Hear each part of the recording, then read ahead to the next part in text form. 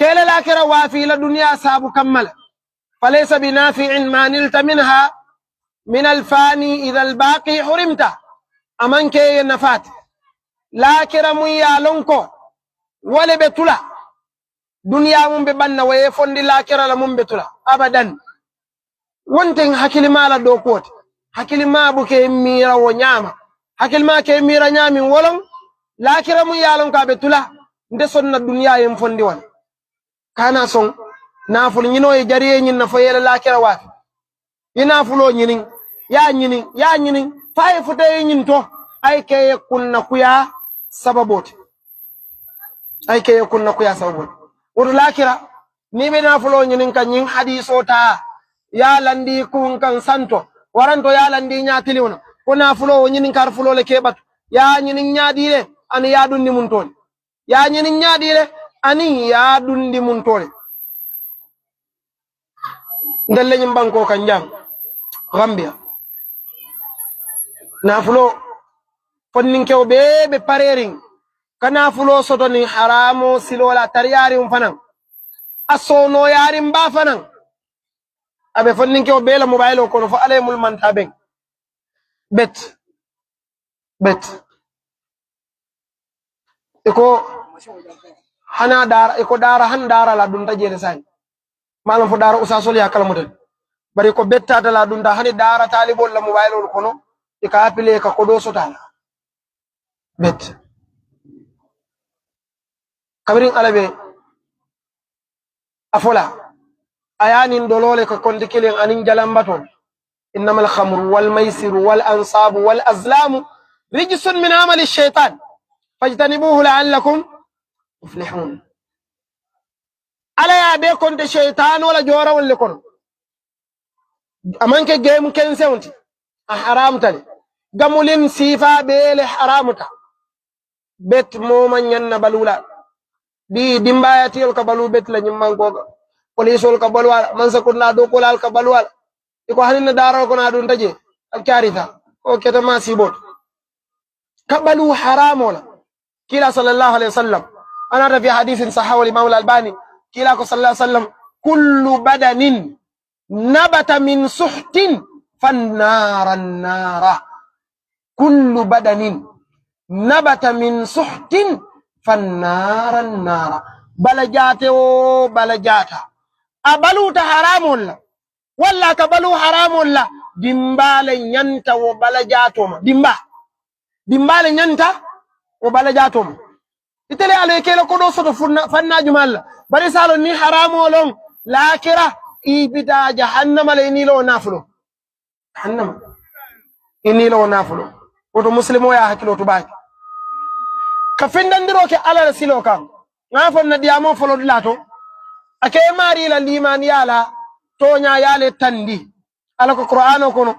innamal mu'minuna alladhina amanu billahi wa rasulihi thumma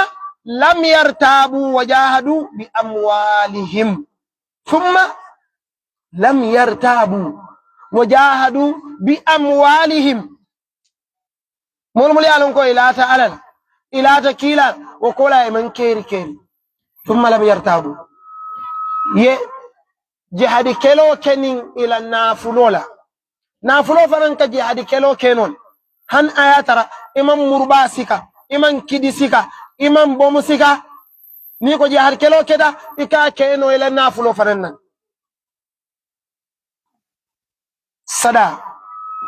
كيلا نافلو بندي على كما لاكرا akakeye dalilolti anata fi hadithin sahihin kila ko sallallahu alaihi wasallam was-sadaqatu burhan sadaqa keye daliloti al-qiyama lolon akakeye nafat sada akadu yini manta wali kolu tema akadu yini masibe kolu tema sada kele nafulo bonde ala kamma akakurawlu jara wallahi wa billahi wa talla nali alla sasa tol mulu jara aliye jara fal badata al kortela aman kendiano no weto we al fero be ka ban ale sada bondi la kuwal sadaka sasa to kennen ilo sada ibadi la munna imalon jumal la duwa be jabila tay sada bon aka kuran kendian ni mo fennande mo yalon ko molu ya koto bole yenna fa jamaaji je sadaka kurawun kendiyan sada bondo siyan ntel ibn taymiyyah shaykh al-islam akanyum fa ko as-sadaqa tahtaju ila al-jur'a as-sadaqa tahtaju ila al-jur'a sada bondo sulata keken yal fo yesa ke fati undi mo fati undi sina sada bonnino katun ko nafulo ala la yembe wanyarje akol la fi kolen talan wa tuhibbuna al-mala hubban jamma la fi tanaf mbele la fi tanafulol زين للناس حب الشهوات من النساء والبنين والقناطير المقنطرة من الذهب والفضة نافلوم طبيعة مو بيل لفتال نافلوم طبيعة مو بيل لفتال على يوكات دروني نياسو تو كونتان باك كيسيو باي ini mo ko yata nyawya nay so nafulo la ka kondan jama pour ko nafulo murunda kala fi kol yala so ko nay tarastran ni wakake ko dol almala asonia usabu kamala sada bondo lakira ka keben dambilol tinin jahad na motem sada momun ka sada bonditi baki atele ka manta beti baki momun kala nafulo findan ni baki ala koto atele ka manta beti baki amari ka tanka malu jamalema akatanka kolya jamalema akatanka accident jamalema akatanka soron jamalema femma tinna tanka obema naman kala sada bondo la waro kasada bonde ifana nyanda spennale kana sonyin na wato wati molu ka di tela ite buka di mola kila ko sallallahu alaihi wasallam al yadul ulya khairun min al yadi sufla bulo mun ka fa hin wala fi siada bulo mun ka fa dinna ite wato wati mol ba di le tel dron warji man ifana ba di la molla amari ne buka develop momu yalon ka te buka di ate kabat le wato mol ka diala amari nene buka develop abuka tatawuro soto ala nafulo katun ko mone asabu malaikol le bije mul ka dua ikafo allahumma a'ti mumfikan khalafa wa'ti mumsikan talafa ala mun kadi do seyni anoto mun buka di wo fon ni buka di malaikol ke dangale pour yefo ite nene buka succeed ite ka tur foari ale kumbola doron ka tu ibuka fintandi mun ka fintandi ala ka barko kala nafuloto ayala nafulo yirwandi ay joto seyo kala nafuloto barko le bije ka fintandiro ke ala kamma kana jutala la tahqiranna min al ma'ruf shay'an kila ko kukendo kana jutu fennaje ولو أن تلقى أخاك بوجه تلق هن آتري بي بادي بنيو يالا إنيا دالا من بمويرين أفي إكان إنيا كو يافي وفو مكوكين دولت وفو جاتو مكوكين دولت أنا نندين كرام بلولا جدو من ننجي نسابو كمالا مولي أميرا كو نياكو يامو دينولت نياكو يانت دينات إتي كتر سترسرين دورون دينا جمالي يامران دينا جمالي يامر ولي إتي نياكتر كو يارين دورون kila ko at-tabassumu fi wajhi akhika sadaqa kamuy ibadi fe barajolo kamuy ibadi fe kasmail ibadi fe barajolo bari modol bije sokonte lama fawna ka damin tola ka usas kunda usasol dol bije wala nyaku ya fon sabu kamala nyinin karo fon ka tare buli buka hanyi ka nyinin ka usas stress rimbalo la wonte moya ke inyalan to nyanda diala mol fen ibaji le moli hanyila amanke be nyala dun nela ibe hanyi lelan ibaji le sama nin haji babula sadante no bari ite katara nyangal linne doron nyomin kol ka mum fa yefange keba jakalar li ite katara jakalar lin doron man koy fereng kila sallallahu alaihi wasallam atarta ka muy molu fe bake ala kato dawna bitun nimunta to kumira wo muyoto woto ne mari buluje bayre bi mol fanam man system ila nyaadi ay ko fasar ku dol le nya ku ya bana ke problème al muhimité ko be wili ala kam man sa kallan ko jami shaytanu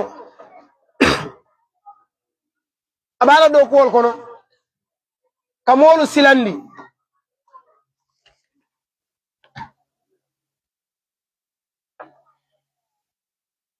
abe shaytano la do ko kono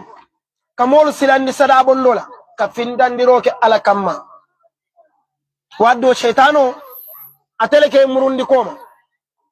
shaytano ke murundi koma akatandila ikana ke itebe damin na fuloman siyebul itebe damin ku jamaale bi ye nyanta munkela itebe damin man soksit folo o sabu kamala ele na fulo ni ka fay bobe findandila sama be batale akebula imagination le ke mira ye mira tonya nyin na fulo ni nga mabo sangi sawanya ta ben na fala nyin nyinal woto mbatu kana femmaji woto mbatu kana femmaji ibajele mari shaytano ko miro ta ya dundi kun kono pour mun sabu kamala e se tarafuari ya kono ala man sababan sakallanke wa yin fa qur'ano kono ako shaytanu ya'idukum al-faqr ash-shaytanu ya'idukum al-faqr shaytano ya allah hidifu akallahi hidifu wariyal ake balandi wo findandiro munna ala la kuwolu to ala la kuwolu kamma aya lonni ko niya findandi ibe fanka ma yalal ake balala pour ye fuariya الشيطان يعدكم الفقر ويأمركم بالفحشاء شيطان كنو كياتا باي لاكرا امال في ادم مايدون جهنم الفتلا نيم بيتا نيوننا اي ولف علي ولا اضلنهم ولا امنينهم ولا امرنهم فلا يغيرن خلق الله شيطان من في ادم مايتا جهنم ولا تن نيم بند لاكرا المالين تنك جهنم لا شيطانو اتبدون جيل فابرين برناي على كليانو الترجي المال كان ترندي شيطانو على كليانو الكونو على كليانو ولا مولتي ملك على سوكي كلوتو انيم بانكيوتو يبانكا توبي فوي فاتا وكان لاكرا على كشيطانو بلا خطبه كرون اكك الماموت جهنم المامو اكلو جهنم دي ول نياتي لولا كما كيني اكا ولا فوي ما انا بمصرخكم وما انتم بمصرخي كم بنت قوموا إلى صلاتكم يرحمكم الله كم بنت ألا أيا كويني قال كان أبو لندنهم قال يبان أبو لندنهم بي الكان الجلي ندفن كان الجلي كتبوا بنت قال بي المسألة كتبوا بنت المالين تنقول كم بلا شيطان ولا كليانون كلا صلى الله عليه وسلم شيطانو كي ikijo faranni munna katan niko sadamu bonda kela nafurol tala kila nata ko kumo tinyebulu sallallahu alaihi wasallam anata fi sahih muslim kila ko ma nakasa sadaqatun min mal kila ya sallallahu alaihi wasallam ma nakasa sadaqatun min mal sada nenema mola nafulo tala sada anema mola nafulo tala sada buka mola nafulo tala munatinna ndalla jang moluka hani kaspen ala soko kunna nyami munatina ndel ala batu molu fana mulyalon kon kom muslimol le adum muslime sobe le muka hani kaspen na ala batu kol kunna wonyam nkatara silannin bulu jake kutun na baki wala tin alaman sawaban sakallan kyo kabarabe misalo fola momu yalon ko akala nafulo bondi ate ala kamma ala misalo munnati ako kamathali habatin ambatat 7 sanabil fi kulli sumbulatin 100 habba misalo kabinta ko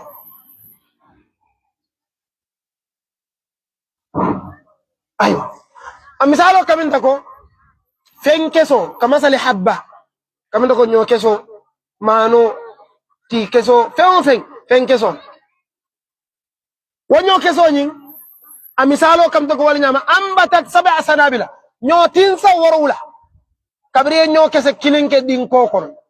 nyo tinsa worula wala falinda kabrila nyo men fi kulli sumbula tinsa 100 habba kese kemele bije ila baraje kilin ala wala kuluye wo nyama ilo sada bondo wallahi ka sada bondi imalon abena fala mun lakira warma bakataw ite malo yadi munna yo bondi muna kono imala yo bonni mun kon wala yatinna suku sobe do bije ika fonin arabu kauna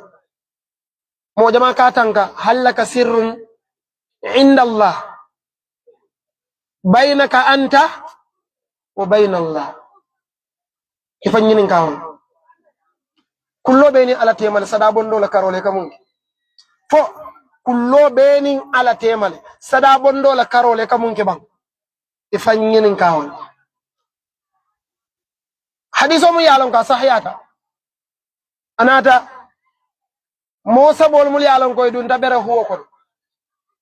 alay bere huwo yin sukit ikoy be la barakendol fo inene munke ala kamma pour bere huwo nyi yene do o yala barakendo munata la barakendo abama na fama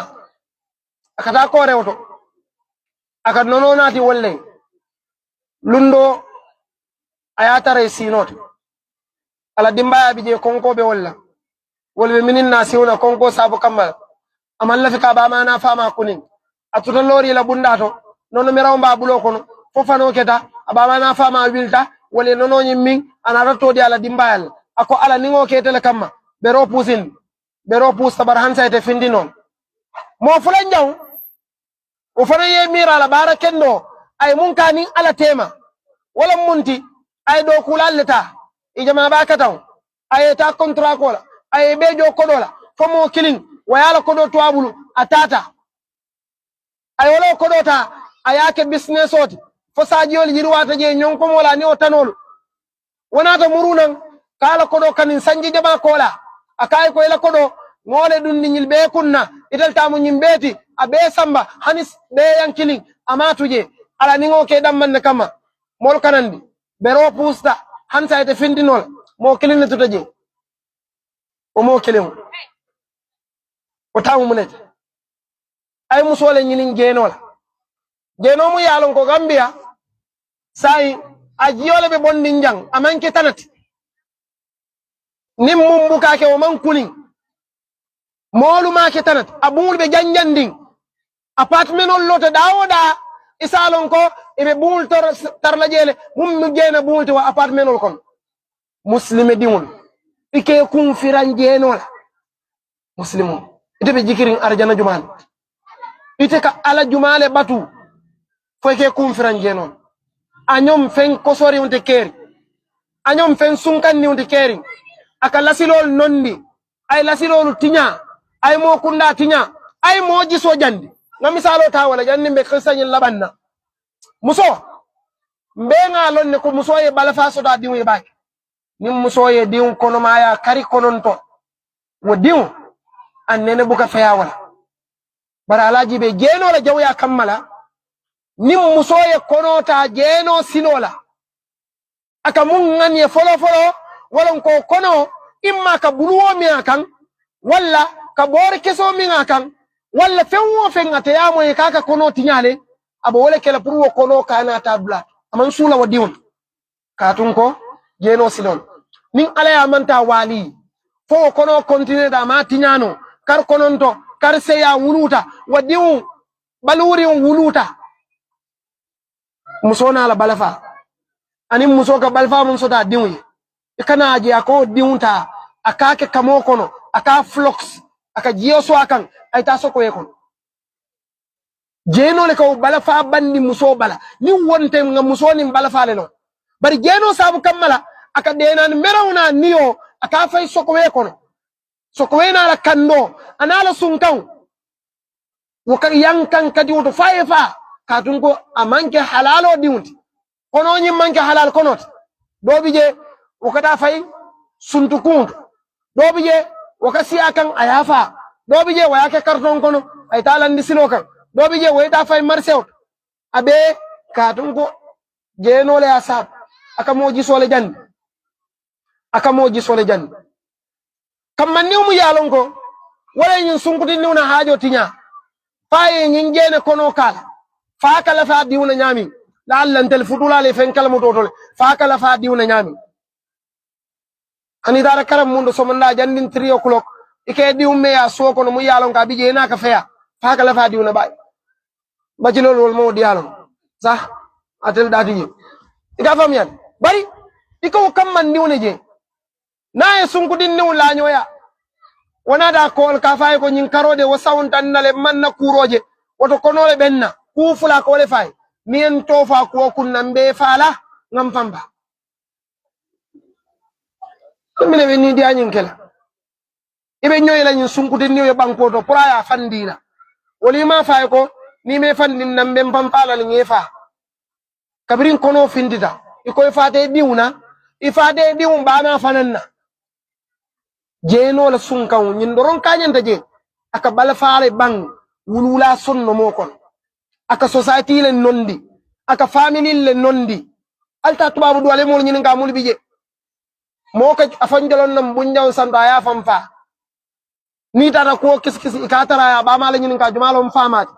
abama ka en ta fole ka dum me famalo den kew mun ka futa siata malo wo ke jamal kono jumal kilim muyte famati ni ko yakam ma ya fan jolong aya famfa ay posino mi ay fa ka dum amalon jumala famati amalo almale gambia tanka jeno hanama turo banjang bara muslime sobe wulu tankala kullota nim bankew jami nyimmo sabanjaw ate afare ya ala dana ay kuken no munke ala kam wolon kuken na jumaat ako abadi musudole bije abari undim malo walla fama din undim malo ala fita ni we fea woman son ay onyinin silo bela purana e fea woman son fuariya nata boy molu kan muso nyim fanan nata bula molu kono wo toro lata mulukan muso nata sula kodo dola ama soto no atata ya adu watara tabi chance li nyinin kan purana nyim muso e fea kabrim muso futatama wayala lanjuro dan tay akaya kodo bijan bar ni lafta ya soto fo ese fandinna ni fea muso ayaji ko sayin feretije aje ko feretije hana tar fero bijele bala tele musu ya nasoto ataje ko fere do tije abe dewnin ako kewnye problem tije kew kanyin sata ko atata fo sayin aye kutu muso nyinna femman tuje na man kana e jeno ke muso kaye sila alal kana jondo kundi mamun na hakodiya kana mun fudu na ful bondi mun kunna kana do kundi mala hakodiya aka wilita muso bala wala nyama ayala sidifanol murunda kan aka e kodo nyinta ala kamma ako ala nin atara wolum ngam fantan ka jeno ma ite ala doron nal ko kamma nyimbere konko yele mole tam be rojolonta e be findita nsulata mun na jang nkar mama ustad abdallah sisawo docteur abdallah sisawo ay kumal fajan nsulata walla ko ni te mo nani njawnti e be mun fala min ngindin kirato anta rabi'u madha satakulu kullo jumal be bulini ala tema ni tolo mo nani njawnti e be mun fala ka fa alam bana ngani wili tele kamma be ro pusin ko de be fala je karun tel masot na maindana ndel buka alabatu kulloto muka alabatu bankewto mankaram param purunga alabato long na alabato mun ka sahya wala dawndo ya almalen sumanta be woto sada kila sallallahu alaihi wasallam ana fi hadithin muttafaqun alayhi kila ko sallallahu alaihi wasallam afdalus sadaqa an tusaddiqa wa anta sahihun shahihun sada be fi samantew yemun bondi sawola isawo ya bondi sawola ada be diari yele fanan kabri ba bondi le ma bondi korola sada bu ka bondi ka foko yen korindile wala ya tinna nga bondi infaqo ke ala kamma ala doron kamma abewo infaqol kono ala kamma ila dimbayal moluka nyina wadin kirala baake adum bandin kol meta nyim fola ibuke nyaadi bitan ne ka dibo momo ibitan na ko kuma te nya ko nyawnya ibuke nyaadi ale te ka dibo momo o sabu kamala ni ko ka na fulo findan ala la sino kan tenne biye mun kuma yata wolon ila dimbayalu i wakil tan naful fintan no le nyaawnya a commencé ke la dimbayal dépense bondo afanan be sada bondo le kono dépense bondo be sada bondo le kono atele asabu bi fonninge jama bi je yeban futu wala ni kay seko futu ako e panyaw nim panyaw buka bal fa moy ado do ya musol nim panyaw musol han apprendre wala fisate apprendre ni o suude wadda ka fayel paso tuje han bi majo bar muso ka fay bi dépense tuje lola ka bloqué musol man jagan dépense ko hana ala kune ko ko do bi je ete ke wala ba findani musol man jagan dépense ko way bacilo jama kijo fara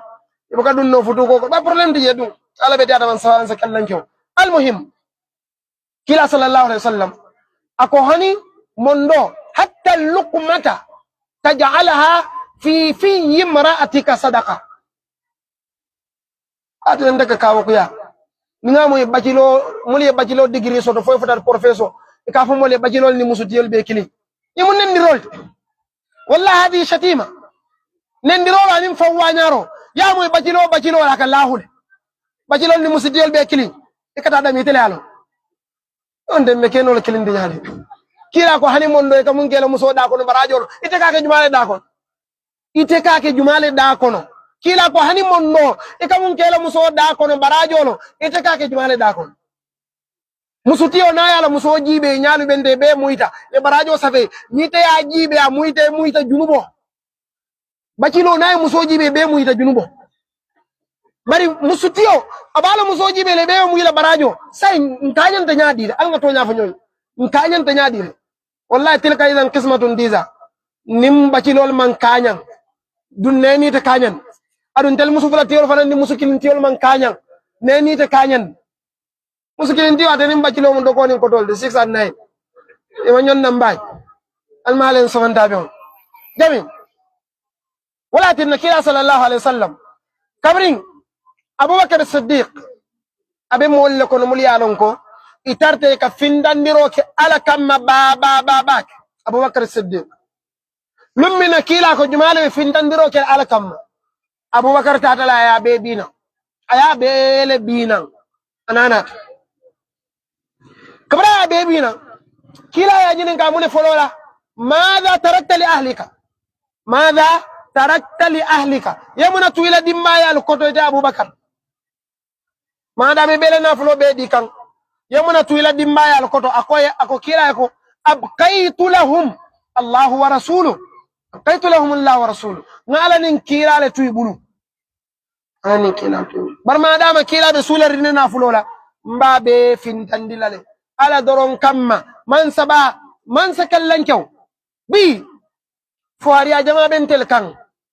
ntella duwam fayye mo ka tara fandan ka ma kalmun ila muso walla ibadin walla modo akoy ko karin so tendala sola 200 do be la poso kon ikay mbedami handala sitembul mbedami hani dala sitembul yefan ya fo puri kana fintan afay keme fulol be mbul ni be fali sotona ya dial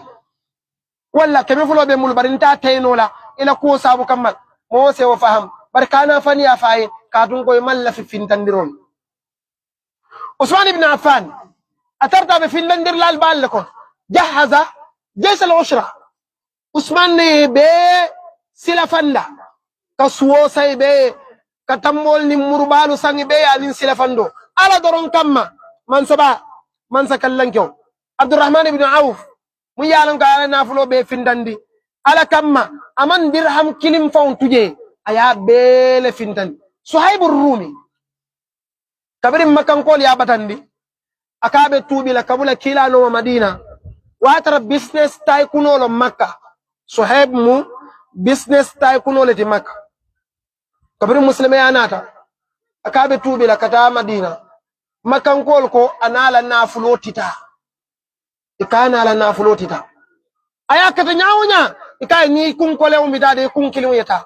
amma ile nafulo ini watita aya kata nyawnya manson ala nafulo tuje atata kabringa futata Madina kila nyaya jabina kan kila ya bendu kuma kan jumal rabihal bay'u aba Yahya ربح البيع أبا يحيى إلى مرسن ديسو جرتل إتى يحيى فاما إلى مرسن ديسو جرتل إتى يحيى فاما ربح البيع أبا يحيى ربح البيع أبا يحيى كذا ياكي على درون كم على أكي على درون كم من سبا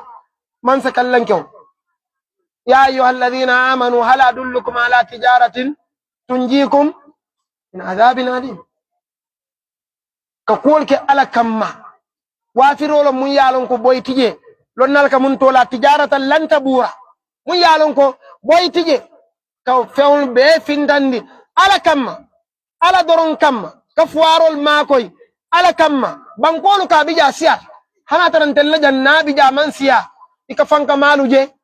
إكفوارو الماكوي كلو كنو سوتو كنا كماني بوتو جلوم فوارو لبندال kamani botol jolom fuarol no bundal ala doron kam ndella jam fuarol batata wallahi gammi fuaro batata bay gammi fuaro be natalla doron ibana talla doron hani mona da yaso sukur boto hafol la alon de sukur boto hafo nyindala aya natal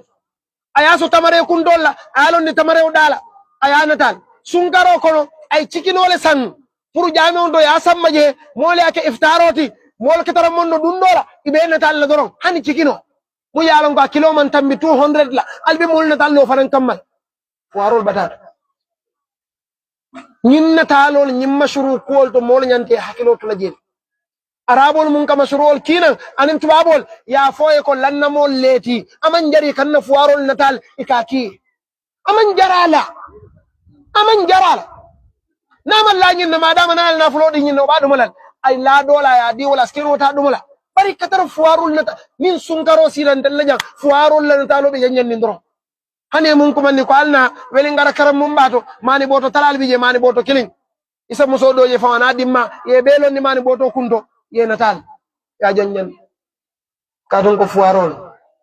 fil haqiqa man jaral danyan ta kala ko lan mashru soto te bayila bari katar fuarol natal la doron nyanta fero kelal ngo jenken bije nafulo bundi ala kamma ala doron kamma man sa kallan kyau sada ka bondi ala kamma nyimban ko kanjang aman sone amol bul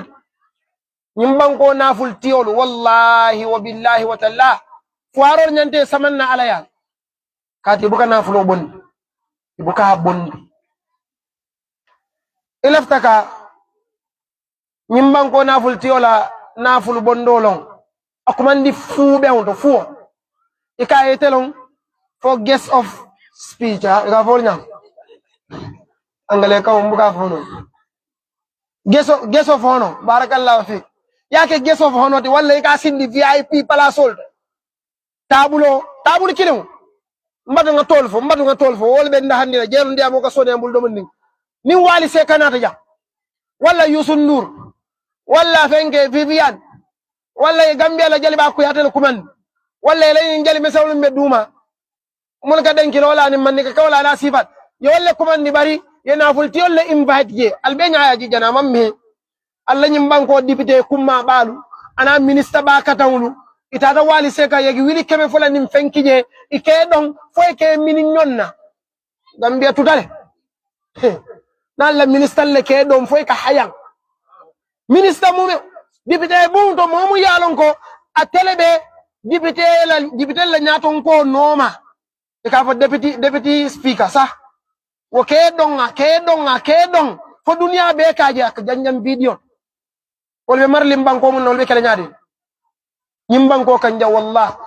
sawo sanni wali sekanat kontir lal ka mun konti aka mun soto tiketo doro wa foto amun kasiya Gambia ko do 15 million tiketo doro wa fo Gambia ko do million tanni lulu wonin e ka kodol mun diala woni wol manke kilin tabulol fanan ka wafi munna woni wol manke kilin ñina ngayna fulal kijam ala na folo ako business tycoon wala sulata wala tiketo e ka wafi dalsi wili muwa 20,000 business tycoon be tiketo sawol man sakunda mol mun kina ye tiketo sawol wo ko la be ko do mun kasara la ye nana ta nyimban ko fananka aka mune fo aka mune fo jalol nene mam mum fo nga ñin kawal Dakaru Njaay dafa rafet say Dakaru Njaay dafa rafet way kam melo na famuna ite ke mo ko man ka bin Dakar na ja kana fo Dakaru Njaay dafa rafet ite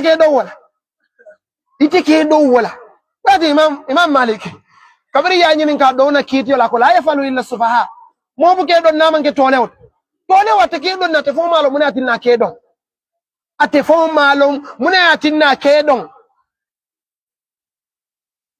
kaden killalal ko man nyimban ko ka ko do be dun ni kun ko la mun na gambe no ko bala fawar gambe no kataro be la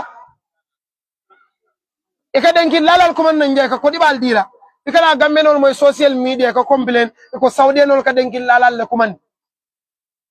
ite la banko ka kaden killalal ko man ka ko do dia saudi no bala banko kan saudi no fanan kaden killalal ko man ka ko do dia wayete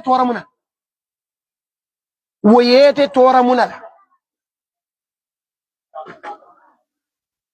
wallahi wa billahi wa tallah ka findandiro ke shaytan wala silo wala nyimban ko ka wala sono yata ka ke ala la silo al musolu nyinin ka mulbe kunda ya koto fo mol buka moto kuto sangiye moto kuto mu yalon ko gambe ko do million 7 iba sanna wala mo ka sang ajankama e ka mun tola la sunkutola mo ka moto kuto sai ka mun sang gambe ko do million 7 la aka sang ajankama katun ko jeenole be tema ikata umo sifa ya wallah ikafa e pura findandiro ke ala kamma aka bulo bula ala poso ko naka kemi woro dina mom ga million sabodu ndi jeeno kunna aka kemi woro di mo la pur yake ala ko kun jan ni la taga naful tiol la ko do soto fo esake mo fuure wonen walla yake skamati ni manke skamati imanke mo fuuri unti ete naful tiel la kodo soto non fo ese ben furi wul kumandi bi nyimbe umbe kerin jang mi atara nyin ka fo nyin jamiyatul ijtihad al islamiyya iko nyimbe momo mina jang ibe tiketole sanna dalasi tallulu ni wonde tinaja motina aman jari yala bari fuol ka ke tiketol san dalasi kemenani fuol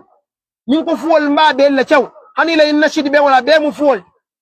ikatiketol sanje VIP dalasi kemenani ikataraje kabrin 2 o'clock fosudo 10 o'clock ikoy be ala bewnet denkilla bew ikake ala bew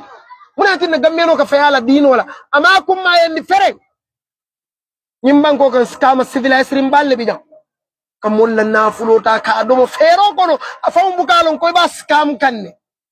bari scamal mun dangerous ta beti mulka mol scam bari ke dendenin dino le la wallahi ngella dangerous ta beti adu lakira do ku bale be bulu do ku ba ala la dino itaka mol bandiyani walla ala la dino mum manke dino ta te keno la dino mum manke sobeyata ta keno la sobeyata mum manke ala ko ta te keno la ala ko lonnal kanyin qaida fo al batilu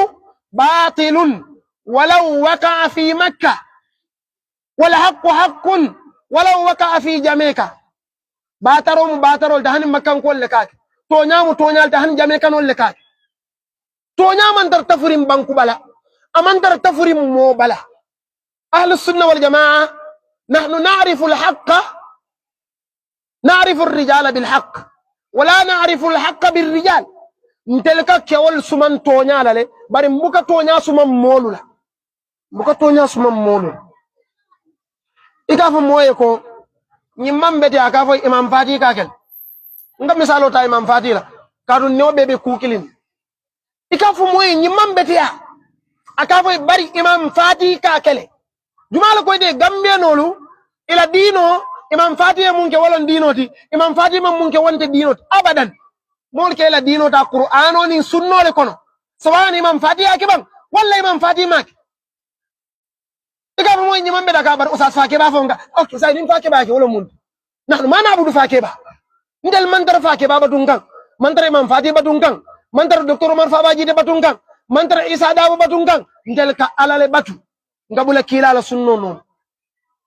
nyimmol be gambie lonnal be ike be suman toñal ibuka toña suman lonnalula min ko keta ika jibele fo ala e mune foje kila e mune foje ikana fo kari kake kari kakele kari kakele Abdullah ibn Mas'ud lundo anin saibol dolbe nyo sabakan kumo dol akafo ye alako kila ko ikaye Abubakar ko Umar ko ako yushiku ayanzila alaykum hijaratan min as-sama aqulu lakum qala Allah wa qala ar-rasul wa taquluna qala Abubakar wa Umar domon ning alabe sama bere ma jindil ngafale alako kila ko alkafani Abubakar ko Umar ko jumalon Abubakar jumalon Umar ning ala nin kila kumonata jumalon Abubakar jumalon Umar nin ala nin kila kumonata Abdullah ibn Umar hiji wato ani mole nyo saba masala la mumbe den ni masalatul mut'a ani mole nyo saba la hiji wato do kay ko bari fama ntel nga mum fo ifama Umar ibn Khattab aka wole fo akoy al haqqu ay yuttaba aw Umar al haqqu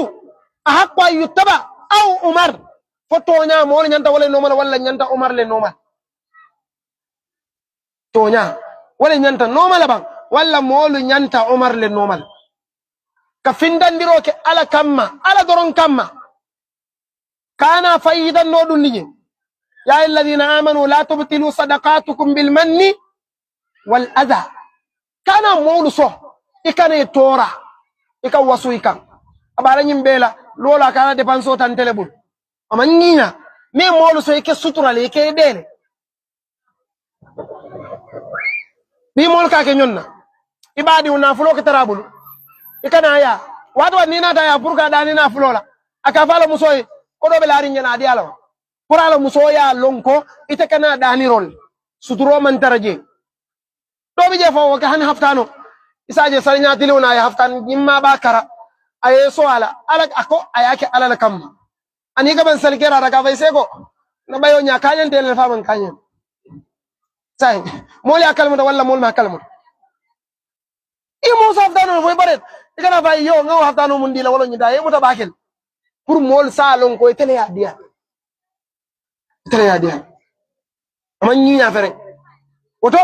ni be mo sola ala kamma anata fi hadith abi hurairah kila ko sallallahu alaihi wasallam sabatu yidhilluhum Allah fi dhillihi يوم لا ذل إلا ذله أبول كن ورجل تصدق بصدقة فأخفاها حتى لا تعلم شماله ما أنفق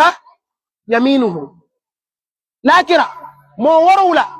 إبتر لا على دبيون كنو من دبيون من تركير اللمنا نامن كعلى لو دبيون أبو مو ورولا كنو مو يالون كو أي صدا بوندي برايا مابو أي صدا بوندي أي مابو فابلو با مالو مراي جل بوندي sada ni ba bondi le ka ma bon tanatiye ni ma bono fanan bari wo fanay bo kala karandiro kamma pour moliye ya kela amanke fayitan do kammat na fultel be nyim banko ke kamul to la celebrity la business tycoon ikate ya pour ye ma ko ala kamma ikafo indela ku social media le kama beji wallah ikafo indele femo fe nimba kela social media le kama beje na media team fol sina folo yela camera londi o ko la mbema ko la munna ngema ko dunya ya kala mi be sonno wala problème dije ni de sonna isida modo ya mun kake suturo ko nimban ko kanja alanga nyum ma koy ala kamma nim monate kan akoya ma koy ala kamma amma koy ala kamma ala doron kamma kana ke fendo kamma kana batu fayatolo walla kondon walla sabat dinkira moye kol hajile ben kunna ma koy ala kamma bebulu ama koy wa amma sa'ila fala tanhar kana barandi kana niyo kuyandi kana barandi kana niyo kuyandi menna Sheikh wasal jang menna diamo sorona daminna pour que mo la hakilo tundije meyin findandiro be fola ala kamma pour moli ya faham fanan ko sadadano manke mechoti sadadano manke mechoti la abadan surwal kanyum fo misalo to iko jannil lolo be mo soro nyawla atandale ka demo ke nyaadi lolo jade mo soro nyawla atandale ka demo ke nyaadi sadada no manke mechit ndel nyim banko kan jansay sadada ni lal nim population no mina kanyan gara sol kono sada dalal be farin je tep ibe jila moto kono bro nanga def ay muna faranga kala kam sunkudin ni meren ta do ko wala ta si sabat kamban ning meren ibe moto kono alin so 5 dollars sol foyte ma lo libere siaka ke nyadi libere sol ka 300 so 400 ta libere siala ye fonyo sada danola nte buka sada di mola ninge jibe ijato bebe kendari imanke tolewti imanke nyama toti ikana lon kunto buka dila ijato be kendari ta do ko wala alkana molu sada molu jato be kendari wallahi niya sada ka annaka tunfiquhu liyusbiha kaslanan ikama ko le praike mo lamfurimuti ajato bebe kendari hayta do ko dial ko kebari do ko mun di suna ika suna siyata la jama fam fanan dello ma fone siyaba to kebari ka dar suñaro la ding fonningo dar suñaro la kebari na sokono kabara ta taje yar ban kebala jongo koma kebayi ni soko e ba katawne siwoto ama asil folo ate jompita fenso la ba tara fanye soko e ko ade findino kebayi atarje ay picasso nim pelo jola kay bidu ite bay de soto sa ite soko e insin nin ularo sila ngejo ko dole fin atuye namar wolon kabrate o soko e sin ayasi ularo sida 500 o diala usama murdan kebayi akay fo bi fanan soko e sunti akaya mamban asa ay do ko soto wala ma soto adara suñarol la bidu anata bay de soto wallahi intella jam fembugatinna min diwlu keba yata ibuka do ko kene faye naman kenye kulu nyami dinniun kabrabe do yari inyanta kulu la nyin kanne aka do ko ka tarola aka kodo soto tarol misalo ko sila wala miniti fula doron diwu be nyimbulu misal fe mutazawwij sah aywa diwu be nyimbulu idimma ikay muhammad nange ki nyamo be ba mala jongongono yeta ya bindeje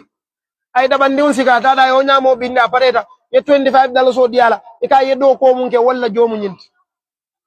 sama nyamo be falin na ba fale baba nyamo falin da pour ce 25 o so to koten sama ni o menta hana tata senegal janne abela filala do ko ka tarala hani ba jola samfrala wala be fisala ya suna wala be fisala ya dani kata fama ya dalindi walla amma dimmuso kana o dalindi ko dola fereng ne dimmuso dalindi ko dola nama soto akalabam fawafol muso na dalta ko dola ma soto akalabam fawafolela nyimbango kewol dum mam bala fa soto jay kana fultiyo la audio ka finti e kala fi musoli e fawafima musol ka fo dalasi wili lulu iko siendi ka fo ko foni munnite jeno ka mari kata arjanal nyimbango tinyatal billahi nyimbango nyanta janaba kulal ma fo banko molu banko fo jato nyanta banko fo ne janaba kula nyimbango be nori mbake oto moli ya hakilo to bake oto bari muslimon ka findandiro ke ala kamma nyinon do man ndiwndi ka bo jama ba ko lonnali e mum foje pour muslimo ya kata ika findandiro ke ala doron kamma man sawaman sakallanjo adoyate bulu nyaawnya soko yin sunkaro mun kana hani tamare dinkilin ika mo suntendi wala ji kabo ika mo suntendal o mo yebaraji bal ake ala doron kamma kana ke mo kamma adu ikhlaso fendije mun kol yatate kadu ne ko tuje molu kamma ila ikhlaso tinyat ne ake molu kamma ila ikhlaso tinyat oda ke ala doron kamma molu inya kasi wala molu alay mundi wala wolon newndi foy se diam ite mol la diamo stop nola bari te la kol wili ala kamma yenya kasi molu la odo nin kuma fota jang abetiyat walla tilin daw wata ala bulu man sababan sakallan kyo nga fem fo jang aman tilin do aman betiya o batam fawon le londo la doya sanjo la doya newna senya baliya be ala dalla yam fo la kullu tanim bankyo سبحانك اللهم وبحمدك لا إله إلا أنت استغفرك وأتوب إليك والسلام عليكم ورحمة الله وبركاته